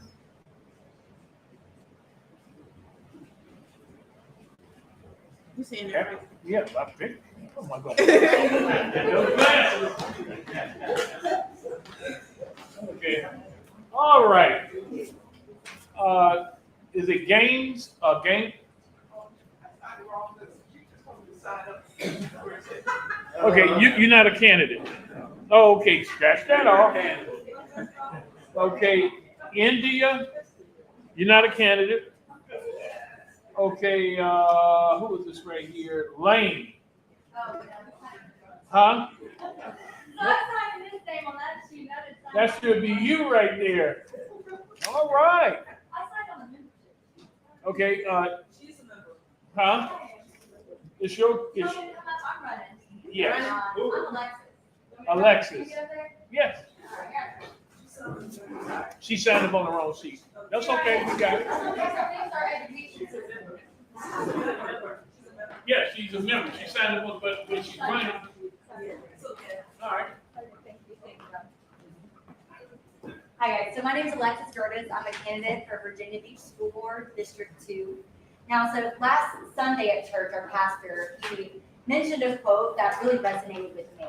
He said, if you want something done, ask the busiest person you know. And when I think of busy, top of mind, moms come to the forefront. The busiest people I know in my life are moms.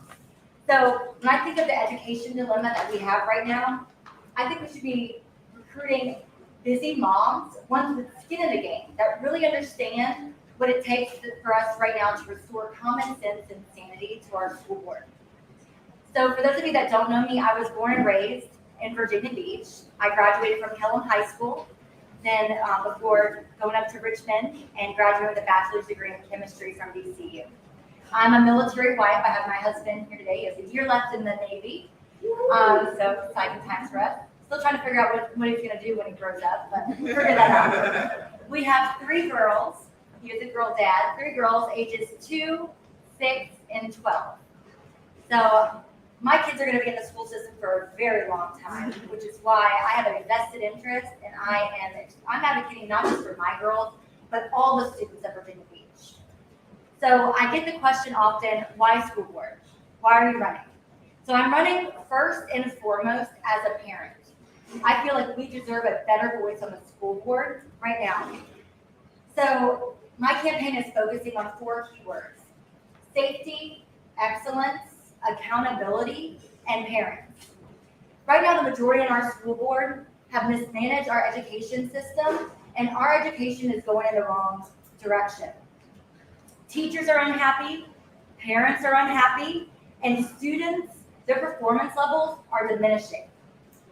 So we need more school board diversity.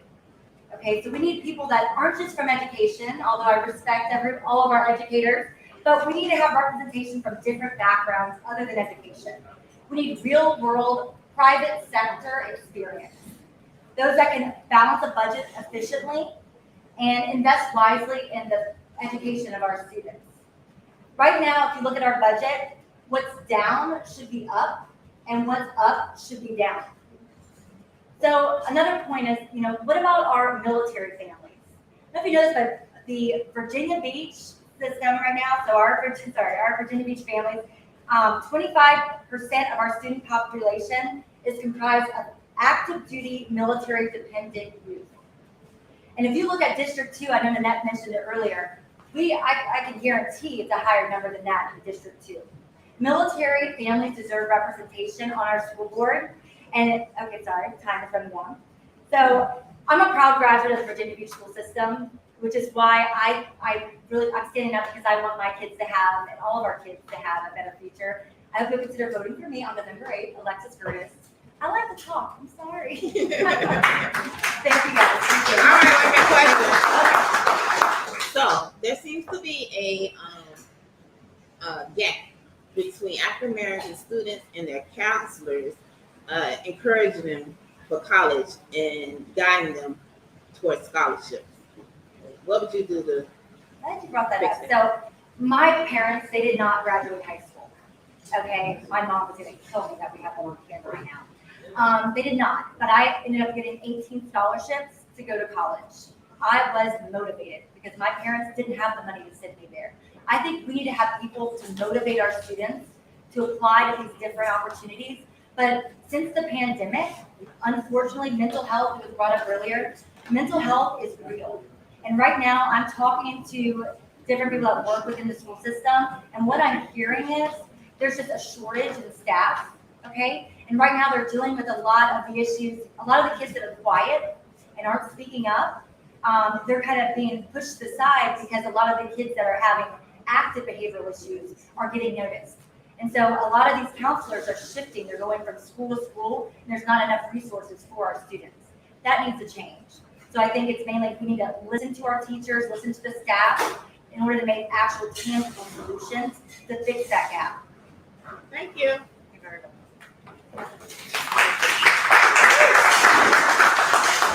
Next one up is Josh.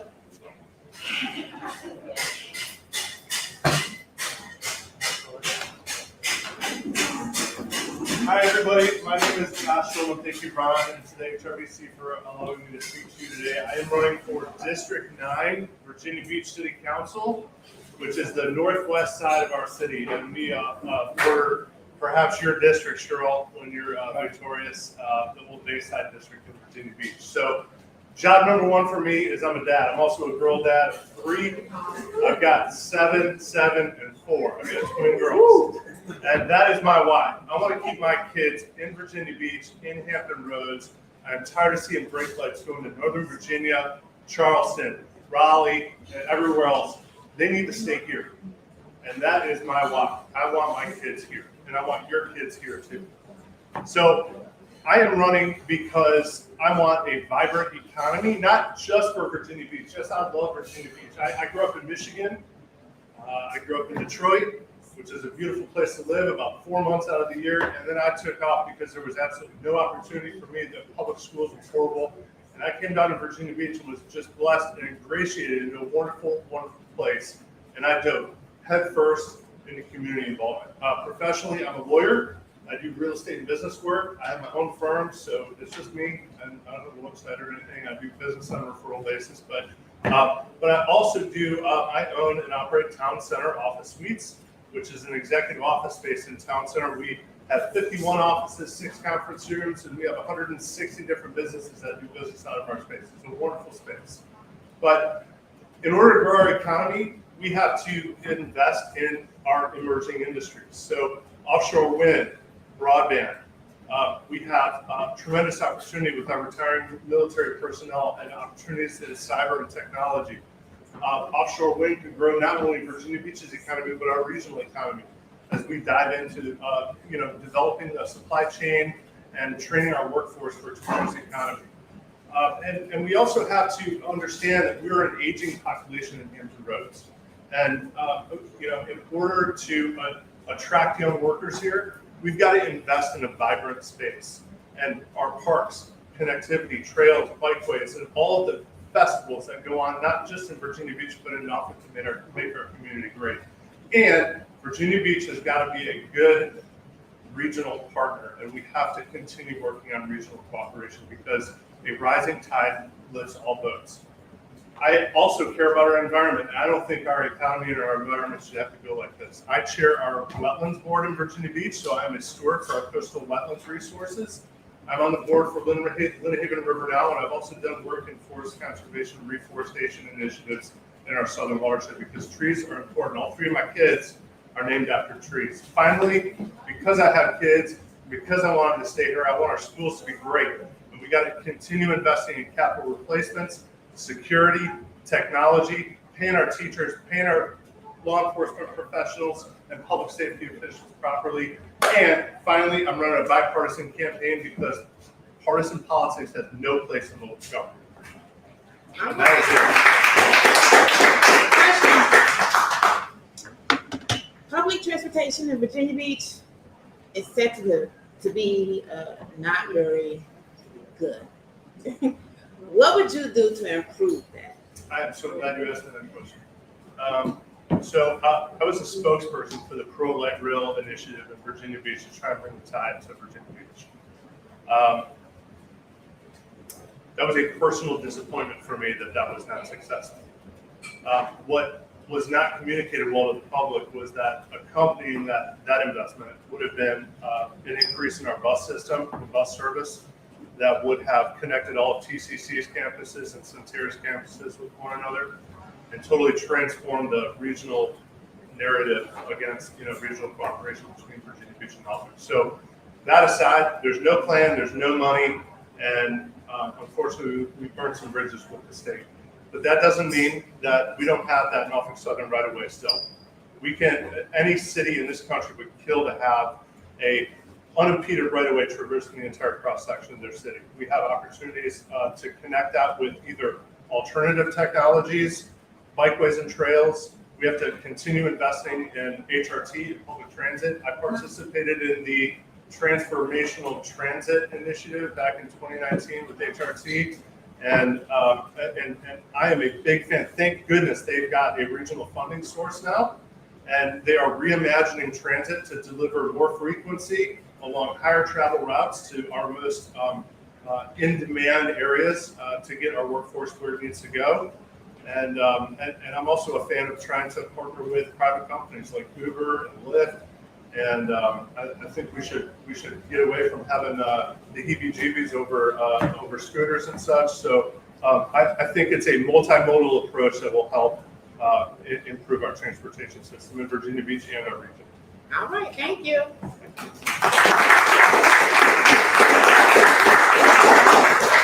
Next up is Carlos Blunt, the school board chairman for the city of Norfolk. Carlos?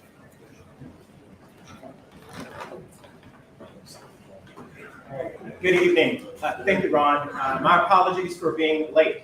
I was doing the work. I was actually meeting with a group of citizens regarding Easton. But again, my name is Carlos Plant, and I have the esteemed honor of serving the residents of Ward 3 and now serving as chairman of the Norfolk City School Board. But let me tell you a little bit about myself. You all are sitting here, right here on 35th Street and Newport Avenue. I grew up right around the corner on 36 in Newport. Park Place at Lambert's Point to a single parent mother. My mother didn't graduate from high school because she decided to have me. I'm the first one in my family to graduate high school, then go on to college, and make history in the city of Norfolk, becoming the first African-American and the youngest at 24 to lead our local Chamber of Commerce. I went on to work 9 years serving in the administration, supporting our schools and driving community investment back in the public schools. So simply this, folks, I don't come here with fancy words or empty promises, but the voice of a proven caring leader. I've done that for 4 years, serving the residents of Ward 3 and the entire Norfolk City School Board. So what does that mean for us? Well, we kind of went into this whole thing of a pandemic. And I had to lead through that along with my colleagues, making life and death decisions to support teachers and administrators like Philip Hawkins there, supporting our students to make sure that we had safe environments so that our kids can come back and our workers could come back as well. I also ensured that we would move forward in the respect of making sure that we dealt with the social and emotional things that are going on with our students. Also ensuring that we dealt with the pay and comp study Though we're not totally there, we're making great progress to ensure that we can make sure that we maintain great teachers in our classrooms. That's the number one thing that will ensure that students are learning. I also am working towards building partnerships. Bringing in Mr. Rowelson, Dr. Rowelson spoke about our faith-based partnership. I was so excited to see that, and we're looking for partnerships in our schools. It's going to take a village to ensure that all of our students need what they need. I'm also working to have this grand scheme of an idea of moving out the attendance boundaries in our high schools and making sure that we can move forward with the career academy. So I know I only got about 3 minutes here, but I encourage you, I have 2 websites, because one of the things I talked about was being transparent and accountable. I'm the only member of the Norfolk City School Board who created a website, who did lives throughout the entire pandemic so I could make sure that the citizens of Norfolk knew what was going on and how they could be impacted. I made sure that when the impact of the COVID hit, I went into every single one of my Ward 3 schools to reassure the families and the teachers that our schools were safe to return for in-person learning. So I encourage you to go to boardmemberclanton.com. I also prepared a 9-page impact study of everything that I've done for the past year. So I'll leave you just with this. There are individuals who are running for office, but I place it to you just like this. There's a difference between those who want to do intention, but there's also a difference when it comes to impact. And so we have great candidates or individuals who step forth to provide you with great intentions. But I'm the only candidate in this race who has truly made an impact, and you can measure that impact. I'll answer your question.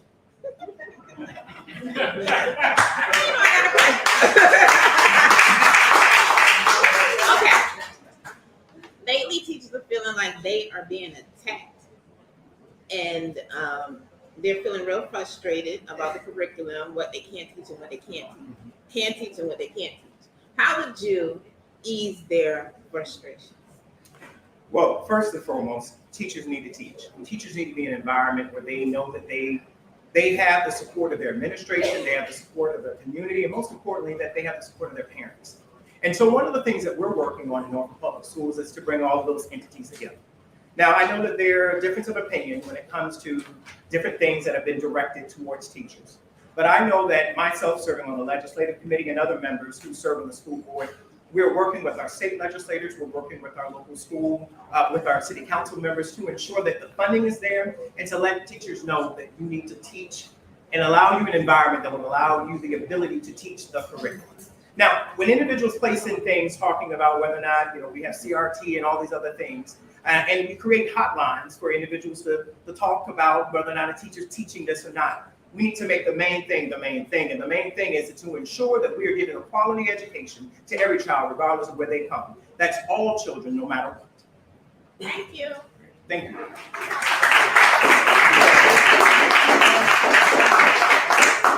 All right, we have someone sent me but they weren't able to be here tonight.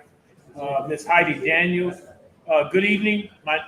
This is Heidi saying, my name is Heidi Daniel. I'm running for Virginia Beach City Council District 10. I apologize that could not be with you this evening due to planned work trip. A little bit about me, about her. She said she lived and raised her family in District 10 for 22 years. My husband and I are former Marines in the military. It's brought us to Virginia Beach. My 2 children attend Virginia Beach Public Schools. My son graduated from Green Run High, while my daughter graduated from Kempsville High and from the Entrepreneur Academy. She said that she is the executive director of Green Run Home Association, which is comprised of 4,905 residents and an estimated 16,000 people, making it about 1/3 of the District 10. She facilitate a multi-million-dollar budget, repairs, replace capital improvement project, manage a staff of 21. She is the liaison for the association regarding for city officials and city department. Over the last 15 years, she has worked at Green Run for 10 of them. She left Green Run in 2005 to gain additional experience in the field. In 2020, she returned to Green Run after previous manager embezzled $67,000. She is running for city council because over 22 years of living in District 10, She has seen how we have not get selected for improvement, and how infrastructure is declining faster than it can be repaired, and the residents do not get their fair share of city arts and cultural experiences. Our district is mostly diverse in the city. In 2020, I invited the new city manager, Patrick Delaney, and the new police chief, Chief Newdigate, to discuss these issues we are facing and to let the city know that we are here and we need and deserve assistance in our neighborhood. While COVID has slowed down some of the plans to improve our community, we have pushed forward with community outreach by hosting COVID testing sites, handing out masks and hand sanitizer, hosting COVID vaccination clinics, and handing out COVID test kits, and holding dental clinics for kids. Further, our city needs affordable housing, a better public transportation system, small business incentive for minority and women entrepreneurs, and schools that are treated equally, regardless of where they are in the city. I am confident that I will make a difference as the District 10 City Council member, because I've already started the process. Please remember Heidi Daniels for City Council, District 10. Thank you, and have a good evening. That's not, I'm just reading what she forwarded the Hampton Roads Black Caucus to read for her. That is not the Black Caucus endorsing her. Let's get it straight. That is not us endorsing us. She was not able to be here. And when a candidate is not able to be, if they forward their message, we will give it to our members and our citizens so they can have it. Okay? Did I miss any candidates? Did I miss any candidates? Okay, since I didn't miss any candidates, the last thing I want to close with, I'd like to thank all the candidates for coming out here tonight. I thank our members on Facebook and YouTube Live for streaming and asking the questions of our candidates. And I want to remind them to vote wisely to investigate each candidate and research the candidate, so you'll know which candidate you want to represent you. And one of the things that we are in an energy crisis. And that energy crisis is when I go to the mall, I see a lot of individuals spending a lot of money, and there's nothing wrong with that in our malls, but they buying things. They spend a lot of energy buying things. Things are to be used, not loved. And we got to move away from loving things like power, positions. We got to get away from that. And we got to get back into loving each other as individuals, as the children of God. Loving each other, respecting each other, and doing what's right for all. And that's what the Hampton Roads Black Caucus is about. Like I said before, I don't care what the naysayers say and what all the pundits say about what we are and what we're not. You know, they said a lot about Jesus Christ, and we're not saying we're Jesus Christ, but we're going to continue to let our work speak for itself in our community, in the 757. Our work speak for itself. Those that speak against us, I just say, show me the money. Where's your work? Where's your work? But I thank our members for supporting us. I thank the candidates. And remember, September the 10th is Breakfast of Champions. The candidates, that's your last push, one of the last pushes to go before our members, and we'll be streaming live on that one. And so you'll have all kinds of people there. Ashley Smith from, she is a television anchor. We'll be honoring her. We'll be honoring Keiko James for her work pouring into the HBC students. You don't know the work that she has done in pouring leadership into the HBC students from Clark University to Howard University. And I have met some of those students, and they say they wouldn't be where they are if it wasn't for some of the leadership that she exposed them to. And so I like to thank my board of directors, if you can stand up. That's Roger over there. He's the news editor. This is the vice president. She's the backbone of the organization. And we have Bill Curtis back there. He is our treasurer and secretary. He's the one who will certify results. And also we have Audrey Daniel. She's responsible for membership. And so she's at the front desk. Okay, but I thank each and every one of you for coming out. I thank God for you. I thank God for you supporting this caucus for 10 years. We wouldn't be able to do the work that we do if it wasn't for the members and the elected officials supporting us. And I just said, continue to support the Black Caucus. This is a lot of work that we do behind the scenes that go unrecognized. And I thank you. I thank you. I said, may God bless each and every one of you in your endeavors, and may heaven continue to smile upon each one of you. Have a blessed evening.